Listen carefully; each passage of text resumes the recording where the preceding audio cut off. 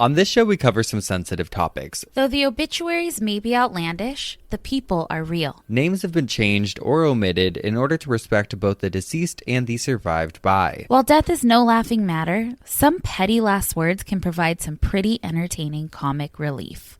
Welcome to Obituary.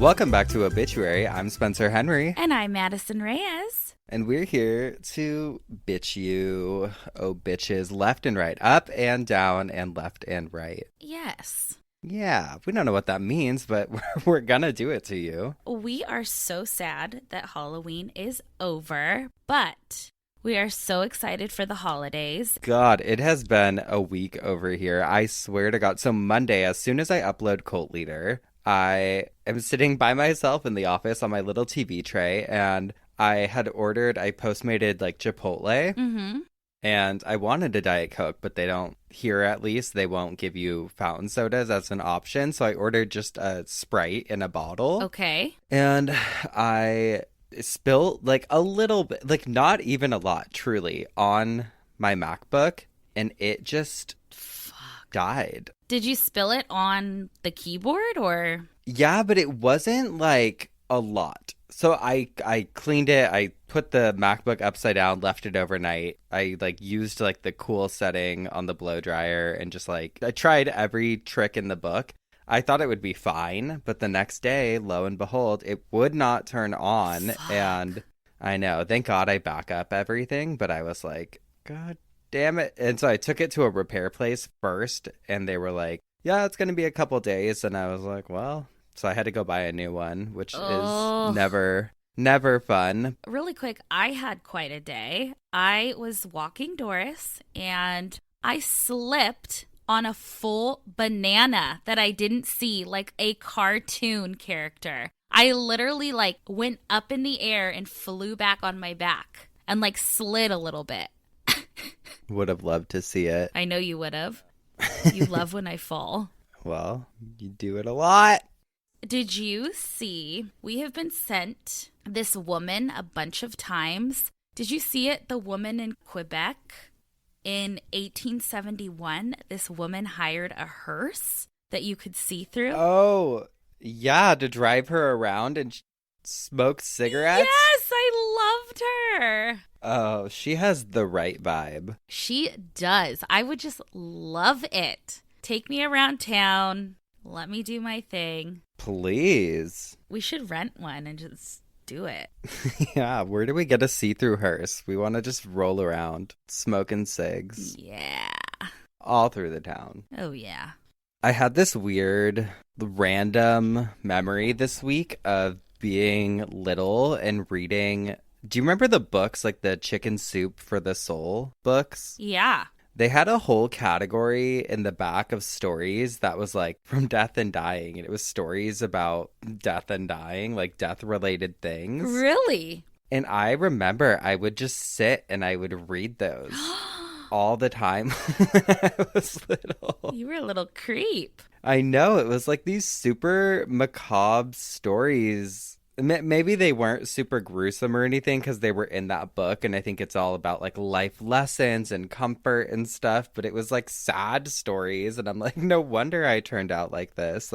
Oh, God. I loved reading all those things, but then I was just going through all kinds of nostalgia, and I was remembering, do you remember my death space? No. Okay, it was this website, and it was back when MySpace obviously was a thing, and my death space would show you, it's super fucked up, but it would show you a picture of someone, how they died, and then it would link you to their MySpace.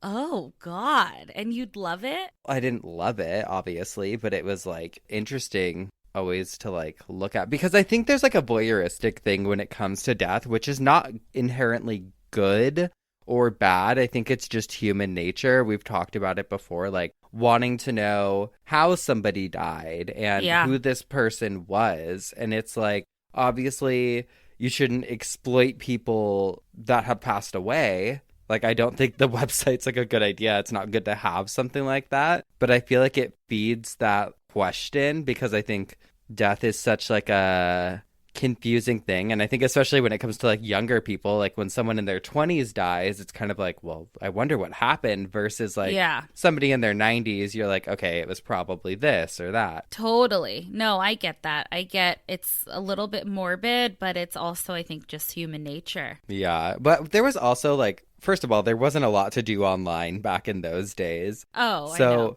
I feel like there was always those random, like, kind of fucked up websites that people would send around or be like, hey, did you see this? Or look at this. There was E-Bombs World. There was, what was the other one that was like fucked up? There was like a crime scene one I know people used to send around, and it would like be like Marilyn Monroe's body or something. Things you should not be seeing.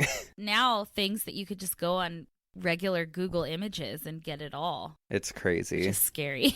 It is scary. And again, like, I mean, it's like anything. It's like how people are interested in true crime or this or that. It's like, I think the whole thing around death is just that there is so much mystery to it. Even when it happens naturally or anything, there's just always something interesting about it. It's the one thing that the people that have gone through it can't give us advice about it. You know what I mean? Like, they're gone. Well, totally. And even with older people, I mean, it's always a testament to the person, too, I think, because there's people that I know, and it's like kind of fucked up to say, but like they'll have a grandparent pass away, and it's kind of like, well, it was, you know, their time was coming, their time was up, blah, blah, blah.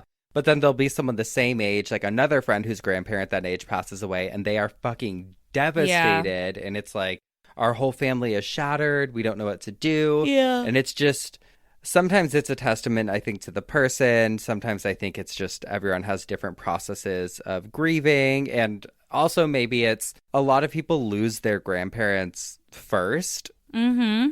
I think. And so sometimes that's a heavier blow. Like, this is the first person close to me that's passed away. Yeah. Yeah, it's just very interesting. Very interesting. The whole grieving process is so interesting and so unique to everybody. Yeah, it's wild. I think until you go through certain types of loss, it's hard to relate fully to it. Mm-hmm. Totally. Like, I know after I lost my mom, so, you know, randomly or whatever, there was other people I knew that had also lost a parent tragically and too soon. And it's like, I feel like have like a different relationship with that person after that, or you have just like a different understanding of each other after that because you've gone through that similar like grief or grievance. Yeah, there's a bond. Mm-hmm. Yeah, man. I don't know. Grief is wild. I actually just had a friend who lost someone this week, and I texted them one of my favorite quotes on grief, which is something that I love. It says that grief is the last act of love we have to give those we loved. Where there is deep grief, there was great love. And that's just one of my favorite quotes on grief. That is so bringing true. us all down. I know.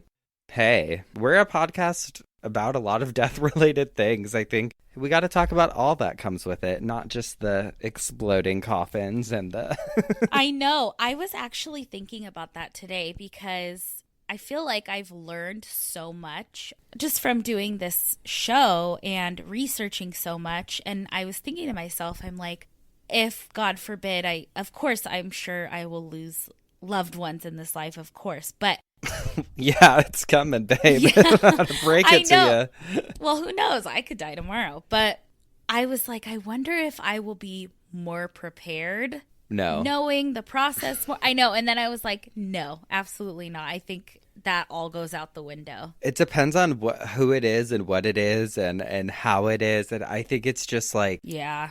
I don't think there's things to prepare. I mean, I've lost a lot of like loved ones and relatives or friends, whatever, but like there's certain ones that just hit different and you're like, wow, I'm on my fucking ass. Like, I think right. It's just levels that you can't even, I feel like, understand until it happens. You slipped on life's banana peel.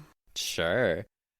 In lighter news, I watched a really good movie the other night that I have been raving about. I talked about it on Cult Leader already, but I just want everyone to know about it. It's called The Night House, and it is so good. And it was actually, I think I texted you about it because I watched it right a couple days after we had recorded our episode about ghost sex. Okay.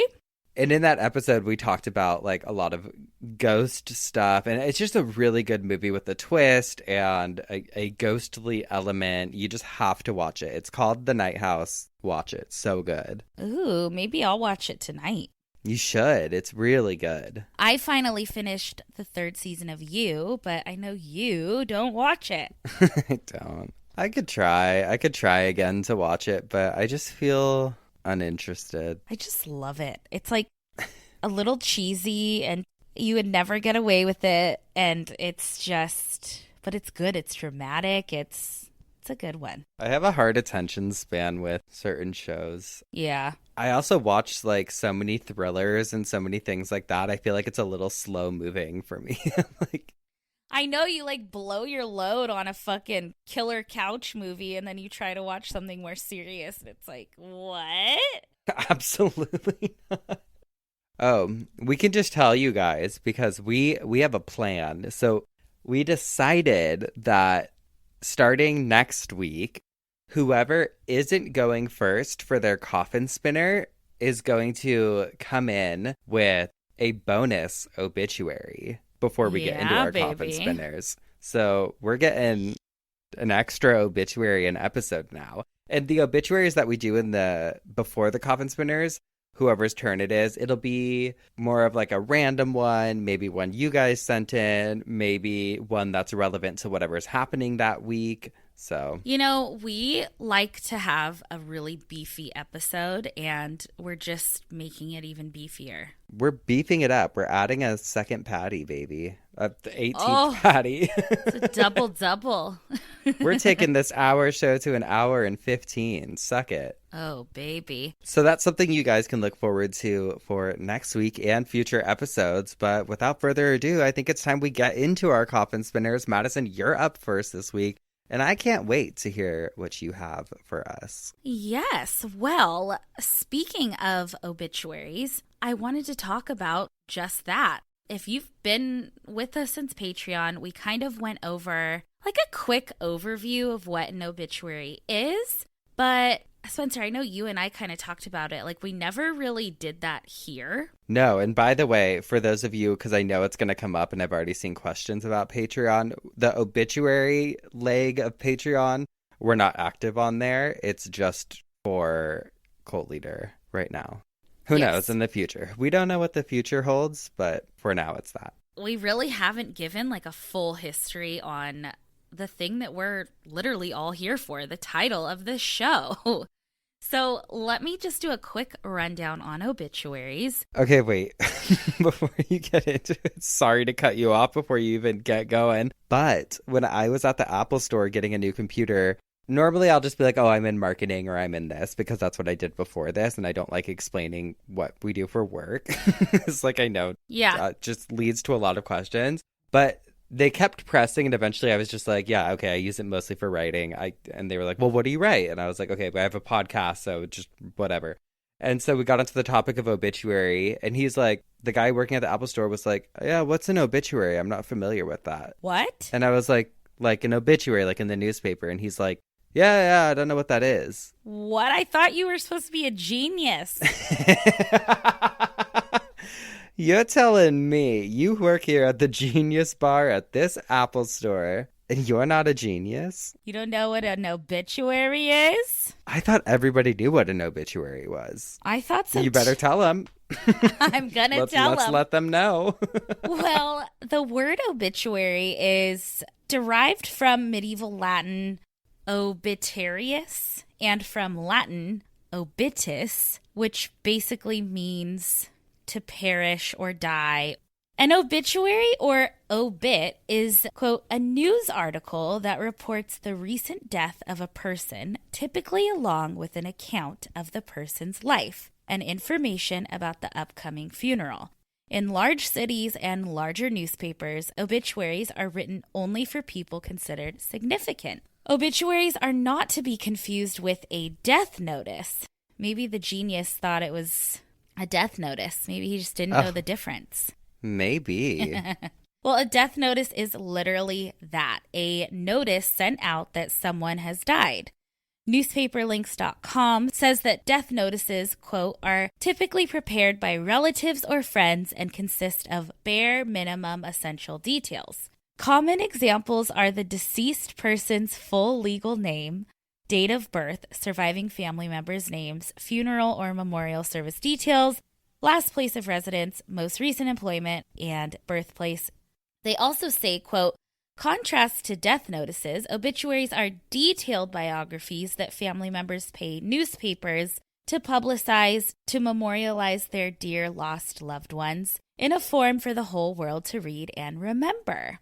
So just think obituaries are the detailed stuff that we read, and a death notice is like 135 characters or less, basically. Well, and death notices, I think, were more of a thing that it was more common in the early days. Like decades ago, I feel like people would just put them out because they didn't have the same technology or advances that we have now to be able to quickly spread the word. Exactly.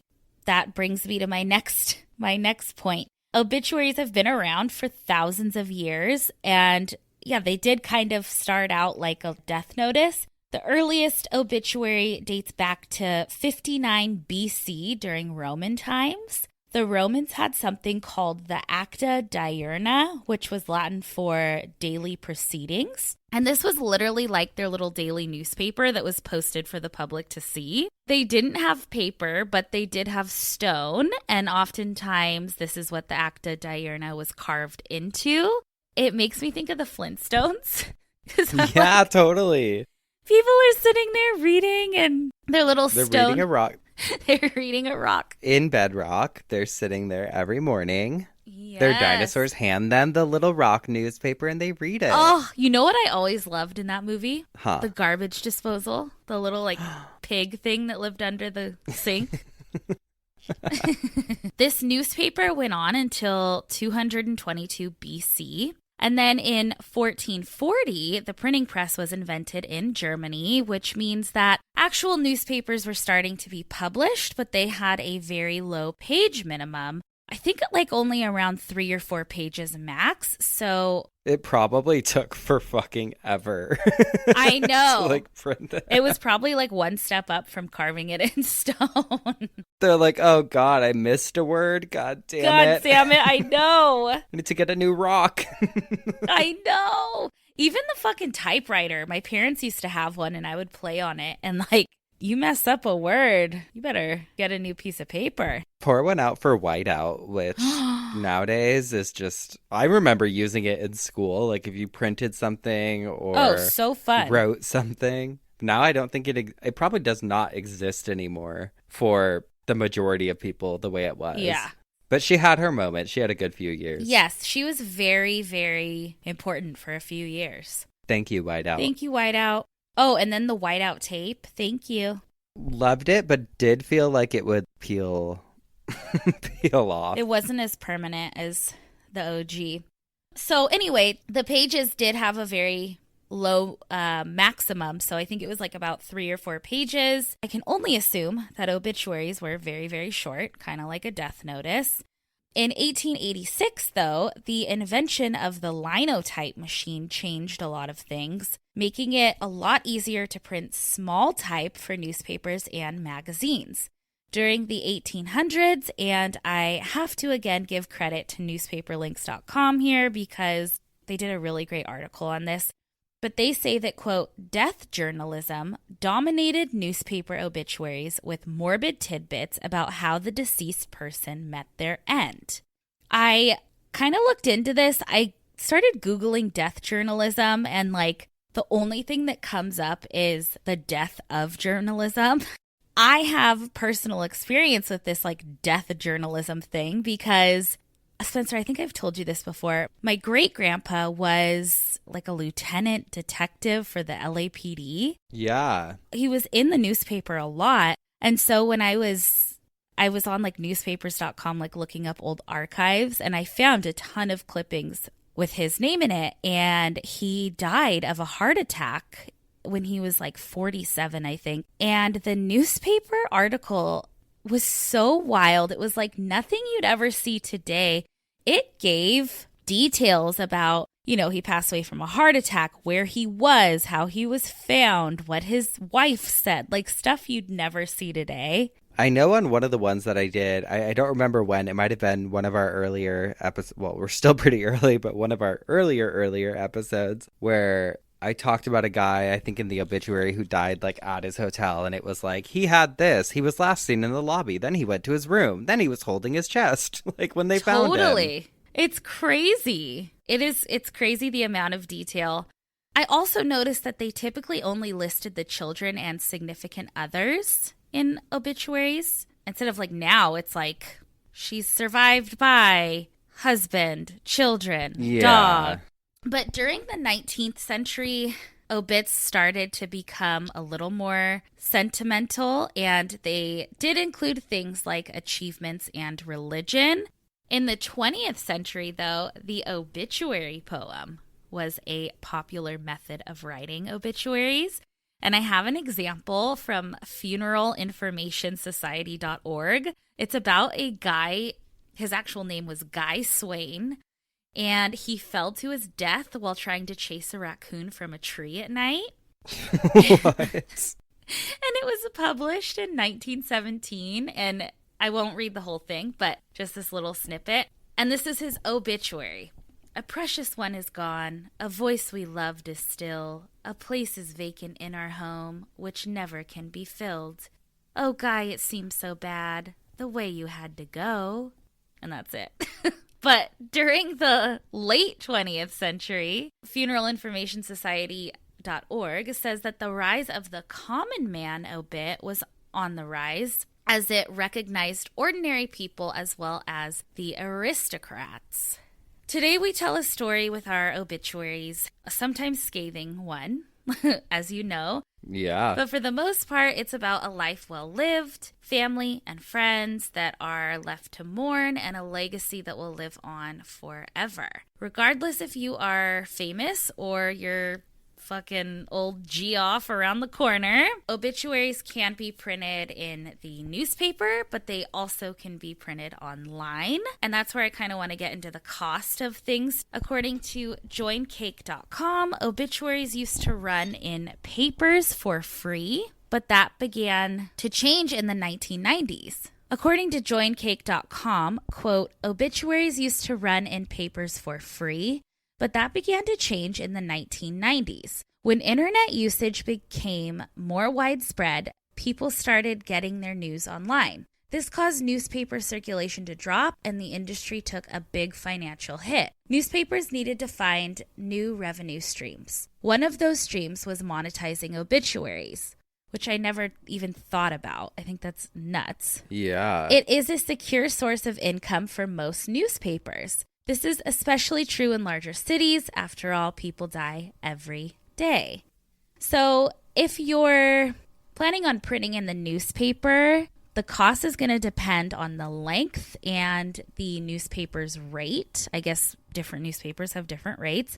Like a rough range, it can range from like $200 to like thousands of dollars. And if you want a picture, that's going to cost you extra. The good thing is that now that we have the internet, some newspapers will offer you a rate of like $50 or $100 to write an obituary for. It can be as long as you want it to be. And you just kind of pay a flat fee. I also talked about this on Patreon before, but mentalfloss.com did an article on the secrets of obituary writers, and it was super, super interesting. For time's sake, I'll skim through it, but if you are a professional obituary writer, you tend to look for the things that made the deceased person tick. and it's actually a really uplifting job. Quote, "You're frequently writing about people who made a difference in the world, large or small." They also talk about how families can be a little nervous around them, and sometimes family will even lie a little about the person, and the lying seems to be like mostly about the person's age, which I love. Also, family drama is something that obituary writers have to deal with. It says, quote, "Phoning family members to collect memories of the recently deceased can be a sobering experience. Children of the deceased can sometimes try to use an obituary to vent about personal vendettas, which we know very well. When someone has passed and a lot of money and kids are involved, it can turn into animosity. Someone will say a sibling is screwing them over on money. It's just distortion you have to wade through. It's also better to die, I guess, on a Friday because you have a better chance to get into the Sunday newspaper." Yeah. Everybody wants a Sunday feature. Exactly. If you're going to die, try to hold out for Friday. But my favorite thing, and the last thing I will talk about with obituaries, is that there's something called the Grimmies, which is literally an award show for obituary writers. I would love, love, love to be invited to this. Please, if you're out there and you have connections to the Grimmies, just know that we know we're not professional anythings, but we are very interested in coming. We just want to go and spectate. It is held by the Society of Professional Obituary Writers, and their fucking trophies are little tombstones, and they're so cute. I love it. There's Lifetime Achievement, Obituary Writer of the Year, Best Obituary of an Ordinary Joe/Jane, Best Short Form and Best Long Form obituaries. We have to find out when these are. Yes, I want to go. So that's a little bit about obituaries, a brief little history. A little bit about obits. A little bit about obits and how they kind of transformed throughout the years and became what they are today. I love it. It's actually, no, I'm glad because clearly not everyone knows what an obituary is. I just couldn't stop thinking after you said obit in the beginning, because yes, that's our Gmail name, but also probably something you guys haven't thought about is when you have a podcast and you start getting interest from advertisers, like we're with a network. So our network asked us, hey, what do you guys want your promo code to be? Or do you guys have a preference on your promo code? Like Cult Leader, it's just like Cult Leader or Cult Babe or Cult whatever. Mm-hmm. And I was like, how about just OBITCH? Like, we thought it would be so funny if you'd be like, go to dailyharvest.com/obitch. Yeah. And they were like, how about we do obit? So we were like, okay. Which works out perfectly. Sure. I love it. What about you? What do you have for me? Obitch. I got lost in a wormhole this week. So, oh my God. I was thinking about autopsies, as one does. I was thinking about the episode where, because usually we talk about so many things that can kind of go off into their own derivative. So I was like thinking back about for what I wanted to talk about today. And I was thinking about the cremation episode I did, and just items that have to be removed prior to the body entering the retort, and just other objects that have to be removed from the bodies, like implants and just... Have you seen that thing people have sent us a bunch? Like, it says, like, eat popcorn kernels before getting cremated. Oh, yeah, go out with a bang. Yeah, I love it. Well, I was like, I wonder what kinds of things have been found in bodies during autopsies, or like weird discoveries that have been made during the autopsy. Yeah. I decided to look into that this week. I know we have a lot of listeners in the funeral realm career-wise, which is so cool. Every time I see like a comment or message come in or email from someone that's like, I'm a funeral director and I love your show, I'm like, oh, because we're just like amateur hour over here. It makes me feel so like cool. That's so cool that you guys are enjoying this and not just being like, fuck you guys, you don't know anything. No, I know. And we get a few anthropologists listen, and I'm like, wait, we haven't royally fucked everything up? Like, what? We're very surprised that we're here, but we're also proud hobbyists. Yes. We don't think we know anything about, we don't know nothing about nothing, all right? I know. But since I couldn't ask any of you guys directly, I went straight to Google and, of course, stumbled upon some insanity. However, if you guys who work in the field have anything to add to this, please email us. We love a follow-up. We've mentioned Reddit quite a few times on here, Madison, because there's a lot of very interesting threads on there. Mm-hmm. But this one is just mind-blowing. You're going to love it. So BuzzFeed pulled together some of the wildest answers in an article called 13 Shocking Autopsy Stories from Medical Examiners That'll Send Shivers Down Your Spine. Oh my So God. I picked a few from there. And then I kind of ventured off on my own into the World Wide Web. So this first one, it's quote, Reddit user Nico Jake asked autopsy doctors of Reddit, what was the strangest discovery you've made while performing an autopsy? And it's downright spooky. One user responded and wrote, when I was in my intro to EMS class, my teacher brought in a death investigator and former autopsy examiner to speak to our class. She told us while she worked as an autopsy examiner, she got this woman who, at the time, mysteriously had suffocated after a car accident.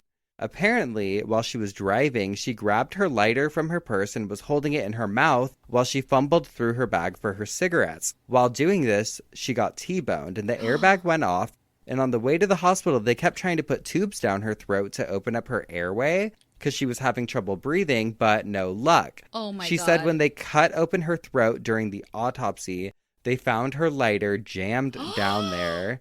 Apparently, when the airbag went off, it jammed the lighter down her throat and no one knew. Oh my God. So the lighter killed her. They could have probably saved her if they could have gotten the breathing tubes down there, but they couldn't because the lighter. Oh my God. Another user wrote, and this one fucked me up. It says, I've seen bone cancer that spread to a young person's lung, which basically replaced the whole lung with bone. And I had to saw the lung in half with a bone saw to be able to get samples. Oh my God. I think because I don't have any medical experience nor personal relationships with anyone that has endured bone cancer, thank God. It sounds awful. Yeah. I didn't realize that something like this could happen, that it could calcify like a bone, and it's just absolutely one of the most terrifying bits of information that I've ever come across. Oh my God, I know. I came across several instances in my reading this week of autopsies determining a completely different cause of death than initially thought, which I'll get to. But first, let's chat about when and why autopsies are performed. Okay. According to Hopkins Medical, autopsies may be done for several reasons, including when a suspicious or unexpected death occurs, when there's a public health concern like an outbreak with an undetermined cause, or when no doctor knows the deceased well enough to state a cause of death and sign the death certificate. Because I was thinking about it and I'm like, autopsies, if grandma passes away, you're not like, oh, I'm going to go get an autopsy. We need to get to the bottom of this. Right. I think a lot of people have issue too with the way the body is left after an autopsy. Like they don't want that to happen. Well, technically it's just like the why cutting during an autopsy, so you don't really see it. But WebMD has a little breakdown of what happens during an autopsy on their website, and it says a doctor examines the remains inside and out. They can remove internal organs for testing and collect samples of tissue or bodily fluids such as blood. The exam usually takes 1 to 2 hours. Many times, experts can figure out the cause of death in that time, but in other cases, you might have to wait until a lab can do more tests to look for signs of drugs, poisons, or disease, and that can take several days or weeks. In 20 states and the District of Columbia, a pathologist, a doctor who specializes in the study of disease and injury, has to be the one to do the autopsy. And once it's finished, the doctor will report an exact cause of death and how they think it happened, whether someone died from natural causes, an accident, homicide, or suicide. Now, as far as when one is required, although the laws vary, most states call for an autopsy when somebody dies in a suspicious, unusual, or unnatural way, including overdoses, I think are a big one that people will they'll look into it. Many states have an autopsy done when a person dies without a doctor present. And 27 states require an autopsy if the cause of death is suspected to be from a public health threat, such as a fast-spreading disease or tainted food. So Probably during COVID, at least in the beginning, when people were first dying from it, they probably did do a lot of autopsies, I'm assuming or guessing, because Yeah. they were like, oh, they didn't really know yet too much about it. Yeah. As far as like, when is it optional? A doctor might ask you to allow an autopsy if your loved one died of an unexpected illness. They're usually just trying to learn more about what happened, either to ease your mind, like the family's mind, to learn whether other family members might be in danger of the same thing, or to find out something that might help out just other patients in general. In some cases, a condition that a person had in life can only be diagnosed after they die. For instance, doctors can learn for certain that someone had Alzheimer's disease only after they examine the brain in an autopsy. And then it's up to the family to decide whether to allow it. The dead person's next of kin can also ask for an autopsy if there are some concerns about why someone died. In addition to public officials, some private firms do them for a fee. And so I looked into that, and I think it's anywhere from like $3,000 to $5,000 if you want someone to have an autopsy when it's not actually necessary, and you're going to like a private firm to have it done. I did a case on Cult Leader.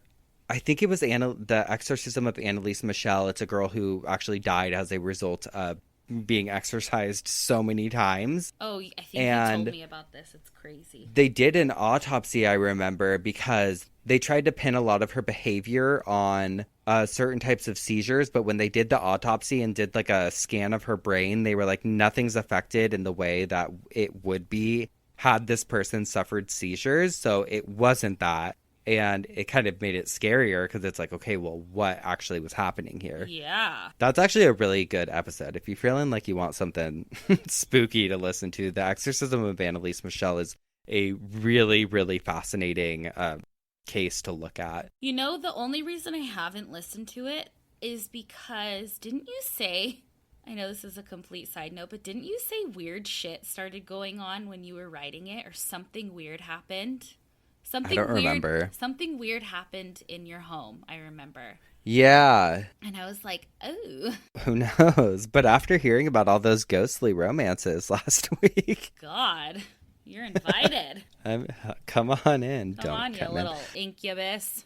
Some religious traditions discourage autopsies, which I think you were mentioning earlier, like people wanting the bodies to be left alone. Like they believe that the person's body should be kept whole or otherwise left alone after death, or they say that the burial needs to happen faster than it would be allowed if this person did have an autopsy. Many states have laws that honor religious objections.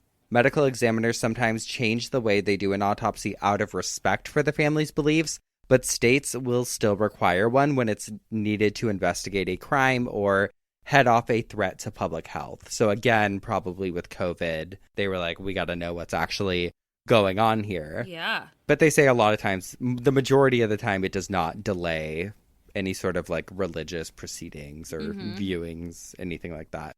Okay, now that we went all the way into the who, what, where, when, why, let's get back to a few more shocking discoveries. I found another Reddit thread from user Steampunk Panda. Ooh. Yes. Who asked a very similar question. People who perform autopsies, what's the weirdest shit you've seen? A user responded and said, I asked a coworker who used to work as a coroner's assistant a similar question, and he said that one time they were called out to a suicide of an elderly man who lived alone and was sort of a recluse. While cutting out his organs, he came across an 18-inch wooden dildo. What? Apparently, the poor man had let the dildo get away from him, and instead of going through the embarrassment of getting it removed, he decided to just off himself in his front yard. Oh my. That's what this person wrote, which I'm like, we don't know. You know, maybe that wasn't the reason. I mean, isn't your butthole kind of like a suction cup? Not a suction cup, like a suction? Like you can... A succubus? No! Like a Yeah, they say that if you're going to put something up your butt, you should either keep your hands on it or make sure that it has a base that won't go inside. Like it can't get sucked up. God, it's like a vacuum cleaner. Yeah. Oh, poor guy. And sometimes they're a big Hoover and big Hoover vac, and then sometimes they're just like a tight little Dyson. Oh, we love her. Love her. Another person wrote, former mortician here, some crazy shit. Hardened arteries actually look and feel like PVC pipe. Whoa. Trains make surprisingly clean cuts on humans. Yeah, like trains. So if someone gets hit by a train, it kind of like one of those pizza cutters. It just go right through. I would think you would like explode. You can vent decomp gas, which is like the gas buildup when somebody dies, by puncturing the abdomen and pressing down. Oh, I wonder what that smells like. Delightful, I'm sure. You can embalm a male in such a way as to give them an erection, they wrote, which I'm like, hey. Oh, baby. We know something about a death erection. Hey, yeah, we do. Ropes. Okay, this one fucked me up. I saw this a bunch of times. Ropes can leave necks stretched out after a hanging. So this is something I've read about it several times now. I guess if somebody's hanging, depending on how long they're left, their body can stretch out. So like the bones in their neck or whatever, once they break, if they're left hanging there, if it's high up and they're hanging to the floor, it could add multiple feet of length to the neck. Oh my God. And then your friend who's a wizard's gonna come over and fucking wear your skin all stretched out. Yeah, you're stretching it out. So fucked up, though. That would have to be probably one of the worst things to walk in on. Yep. Another person wrote that as a student in my dental school gross anatomy lab, we were dissecting the throat, and upon entering the larynx, we discovered a tooth that the patient had swallowed. The tooth was lodged over the epiglottis, and we had to change the cause of death to choked on a foreign substance. What's an epiglottis? I don't know. Maybe it's the like little like thing in the back of your throat. No! I don't know. Some part of the throat, obviously. No, it might be actually further down. I think it's like further down. Yeah, we're fucking pathologists. Yeah. Why are you asking me? I'm like, I don't know what fucking what? Epiglottis. The last one that I had, it says, I met a medical examiner at a friend's party recently, and he told us that once he received a body of a cheese factory worker who fell and drowned/burned in molten cheese. Oh my God. And as the corpse they received was embedded in a chunk of cheese as it had cooled down, so they felt like they were carving out a corpse from like the leftovers of fondue. Oh my God. So, I mean, my coffin spinner went every kind of direction, but that's a basic breakdown of autopsies, why they're needed, and some of the shit that can be discovered afterwards. Wow. I thoroughly enjoyed that, even though it was disgusting. Let's take a quick break and then get into our obituaries. And we're back with some obituaries. My obituary today is for a guy named Walter. Walter is a dead person. He is no more. He is bereft of life. He is deceased. He has rung down the curtain and gone to join the choir invisible. He has expired and gone to meet his maker. He drifted off this mortal coil on March 9th, 2014 at his home. His spirit was released from his worn-out shell of a body and is now exploring the universe. He was surrounded by his loving wife of 57 years, who will now be able to purchase the mink coat, which he had always refused her because he believed only minks should wear mink. Walter was preceded in death by his tonsils and adenoids in 1935, a spinal disc in 1974. Oh my God. A large piece of his thyroid gland in 1988, and his prostate on March 27th, 2000. Oh my God. Hey, they're making the job of the the autopsy technician a little easier. I know. They say, hey, this puzzle's missing a few pieces. Exactly. He was born in phila, PA. I guess that's Philadelphia. He was born in Philadelphia. No, sorry, What? I'm not letting you skip that. What? Phila, PA. Phila, PA. That's what it says. What?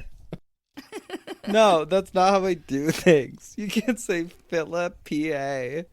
I think it's Philadelphia. I don't. All it says is Philadelphia, Phila. Pennsylvania. Oh, Philadelphia, please. Pennsylvania. No, we're not saying Phila, All right, PA. Walter was born there. Walter was born there on April 20th, 1933 at 10:38 p.m. and weighed in at a healthy 7 pounds 4 ounces and was 22 inches long. He drifted through the Philadelphia public school system from 1937 to 1951, graduating to his mother's great relief from high school in June of 1951. Walter was a Marine Corps veteran of the Korean War. With overseas duty in Japan, he attained the rank of sergeant. He chose this path because of Hollywood propaganda, to which he succumbed as a child during World War II. He served an electronics apprentice at the Philadelphia Naval Yard. Phila is listening to this right now. Like, what is this bitch on about? Oh my God. Hi, Phila. Hi, Phila. At the Naval Yard from 1956 till 1961. He operated Atlantic Automotive Service Stations in Wilmington during 1961 and 1962 and was employed by the late great DuPont Co. from 1962 through 1993. Very few people who knew him would say he worked for DuPont, and he always claimed he had only been hired to fill a position. He started at Chestnut Run Site as a flunky in the weave area of the textile fibers department and then was promoted to research assistant where he stayed from 1963 through 1972. In 1972, he accepted a position as the equipment service representative with the photo products department at the old DuPont Airport site.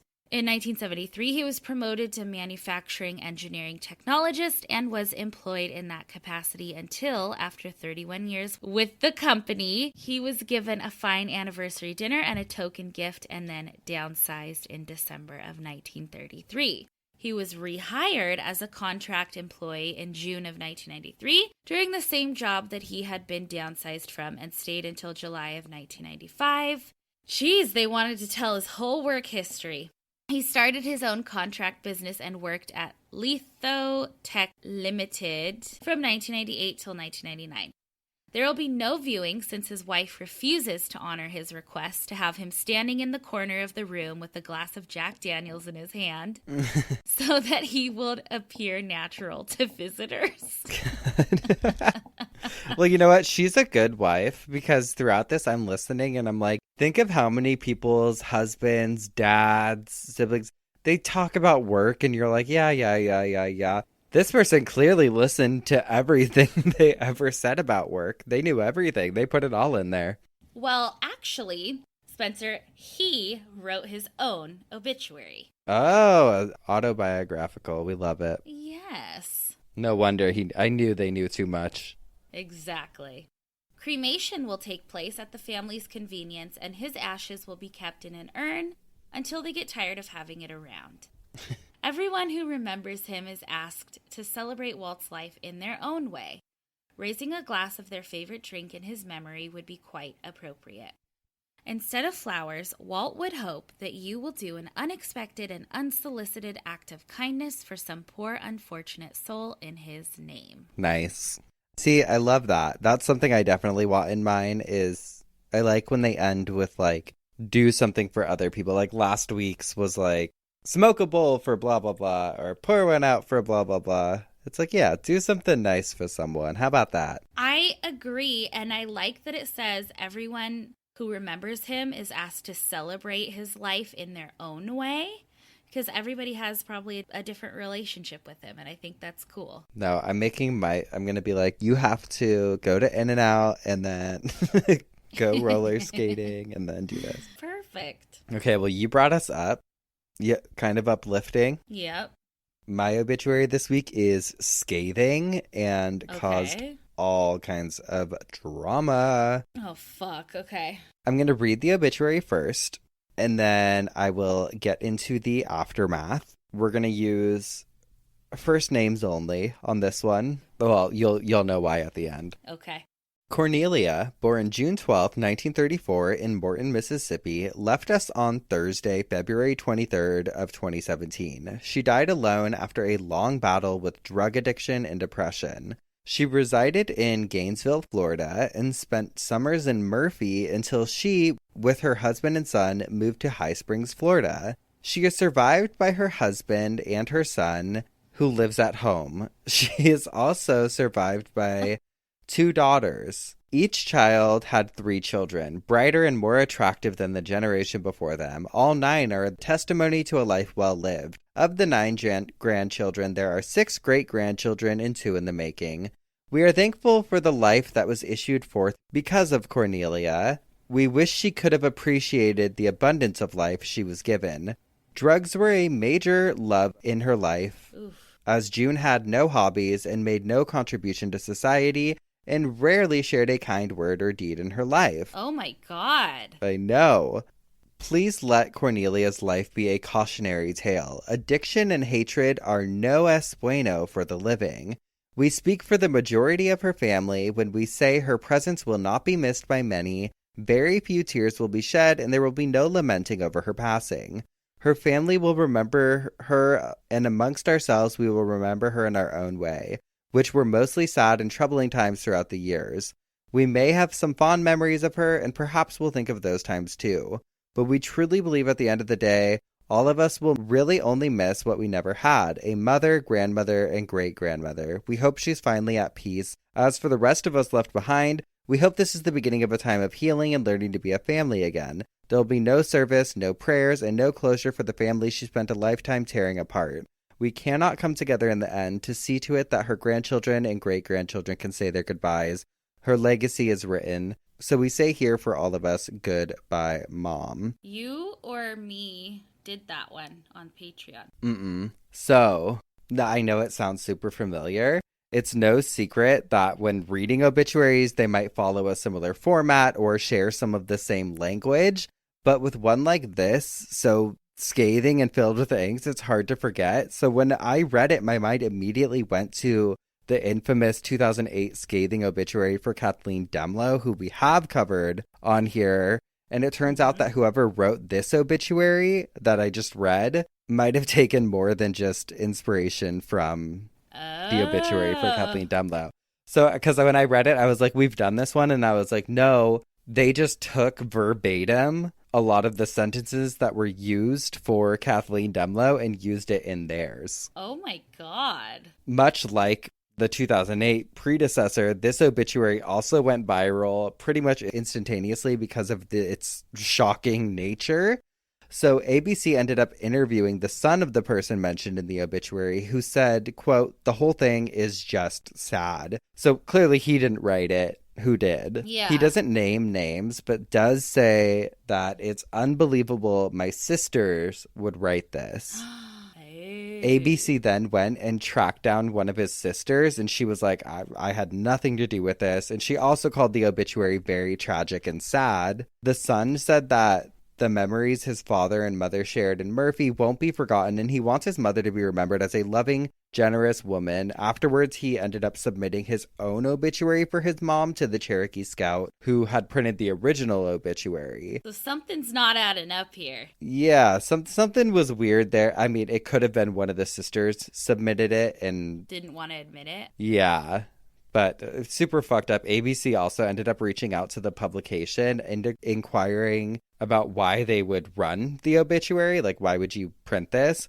And they said the family's will overrode the editor. So, like, the family, whoever this family member was, clearly wanted it. And I think because he said it was a sister, maybe it wasn't the sister that they talked about. It could have been the other sister. But, like, it had to have been a direct family member, because I'm sure you have to prove something in order to submit the obituary. Yeah. Interesting. Yeah, the original obituary has since been taken down. But I know when I was like, some of these sound so exact. And I'm like, yeah, it was like plagiarized. They mentioned that in another article about this obituary, that they did plagiarize some of the other one. But I'm like, how is it even plagiarizing? A lot of obituaries say the same thing. But I feel like they just looked up how to write a scathing obituary and then Just were like, yep, that sounds right. Throw it in Oh there. my God. Maybe it was a cathartic thing and maybe they wanted to put it out and be like, no one will ever see this. I'm just putting it out for myself. Exactly. Yep. Well, guess what? People saw it. We're going to take one more quick break and then we'll finish off with our dumbass criminals. We'll be right back.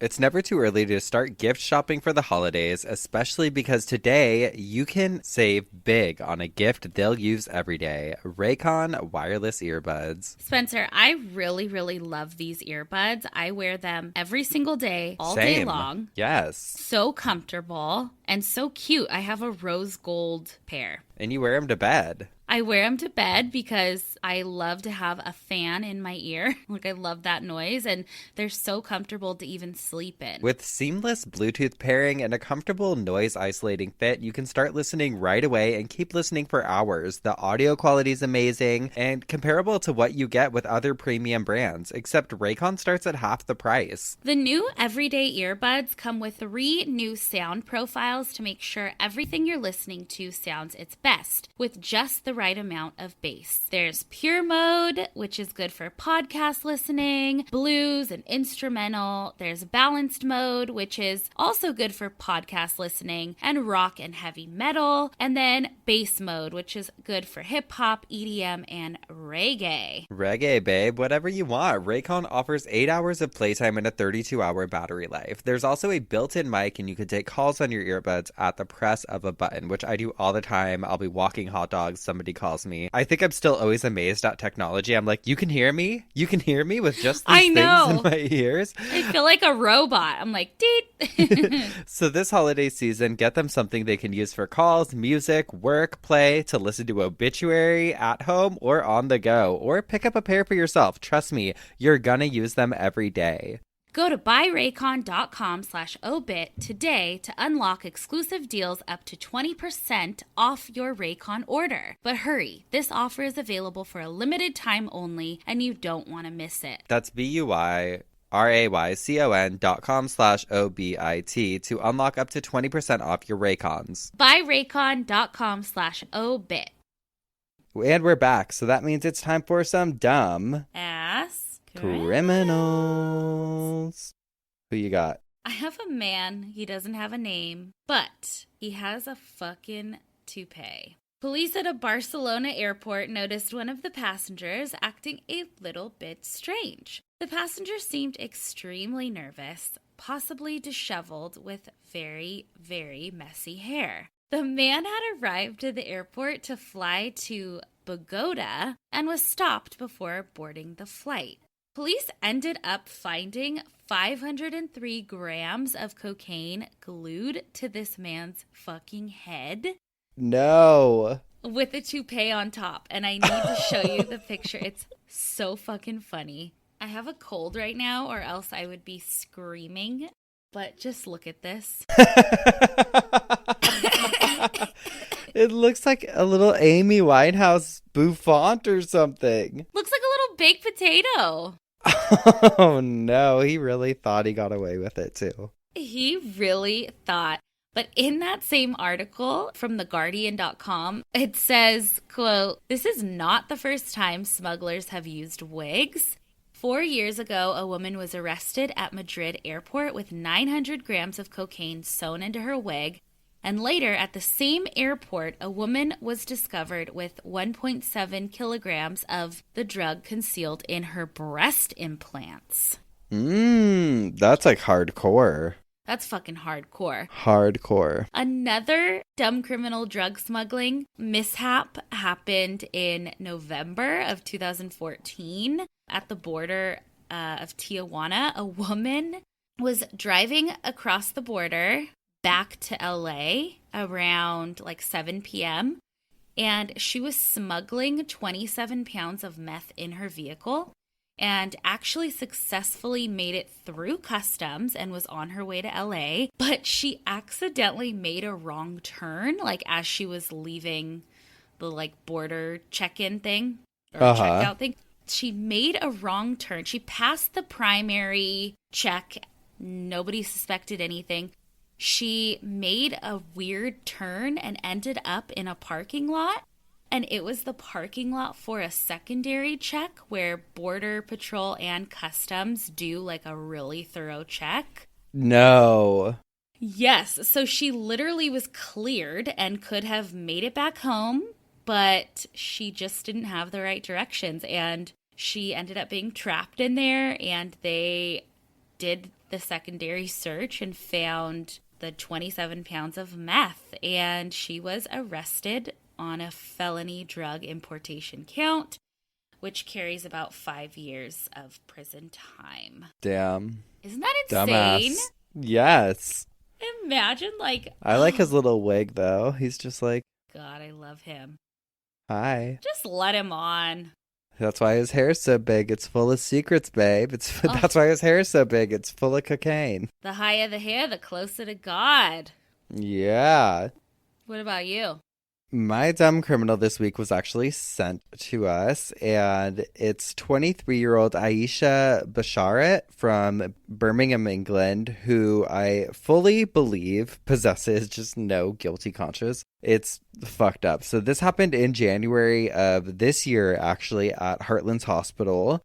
An 83-year-old woman had passed away in the hospital's COVID-19 ward. Okay. And the victim's family members were forced to pause their grieving when they were alerted that somebody had been using the 83-year-old woman's credit card mere minutes after she passed away. Was it a nurse? That person was Aisha. So 17 minutes after the woman passed away, the 23-year-old hospital worker stole her credit card and proceeded to purchase snacks from the hospital's vending machine. She bought 6 pounds worth of chips, candy, and soda. Wow. And then later that evening, she did the same exact thing. 4 days later, she attempted to use the card again, but by that time, the card had been canceled. Authorities showed up at the hospital, and after identifying Aisha via security camera footage, they questioned her, and she claimed that she found the card on the floor and accidentally mixed it up with her own. Aww. It was just an accident. Just an accident. She was arrested and pled guilty to charges of theft and fraud, and she was given 5 months in jail, though her sentence was suspended for 18 months. I feel like it's one of those things where she won't actually end up serving time. But it's safe to say her career working in hospitals is over. Bye. But I'm like... All for a vending machine snack? There is a special place in hell for people that would steal a dead person's credit card and just start charging shit. And especially vending machine food, trash. I would also bet money this was not her first time doing this. She's probably done it a few times. It's probably something that happens in hospitals, especially. Like, yeah, you never know with cash and whatever. It's fucked up. How bold. Awful. Fuck. Dumbass. Dumbass. That's it. That's all I can tell you. Oh my gosh, you guys have gotten a nice little break from us screaming and laughing because I have a cold. She does. We had to zoom it in this week. Bet you couldn't even tell. Bet you couldn't even tell. I think I've got like a fucking chronic sinus issue because every couple months I get a really bad throat and chest problem. So we'll see. But there's a little break for your ears. Well, hopefully you don't die at the hospital because then they're going to come in and they'll take your credit card. Oh, good. I have nothing in there. Remember we went to 7-Eleven and you were like, I got this. Get whatever you want. It was like super late night. We had been out for the night and then your card got declined. And I was like, I guess I got this. Dumbass.